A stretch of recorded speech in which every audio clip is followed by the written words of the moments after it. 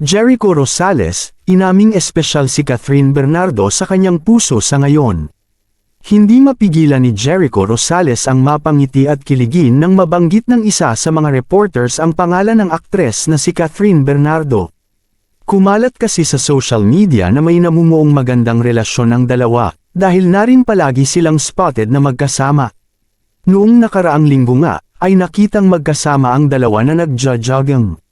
Nakita ito ng isang netizens na kanya lang nakasabay at sinabing sobrang sweet ng dalawa. Magkasama ulit sila na ipinagdiriwang ang gender reveal ni Maja Salvador at spotted na nag-e-enjoy kasama ang kanilang celebrity friends. Si Jericho Rosales nga ay 44 years old na samantalang si Catherine Bernardo ay 27 years old. Mayroon silang 17 years na age gap ngunit hindi nila ito pinapansin. Kaya naman, hindi mapigilan ng netizens na tanungin ang dalawa sa nasabing issue. Hindi naman imposible na maging mag-on ang dalawa dahil alam naman nating hiwalay na sina Daniel Padilla at Catherine Bernardo noong nakaraang taon. At last week lang, inamin ni Jericho Rosales na matagal na din silang hiwalay ng kanyang asawa na si Kim Jones.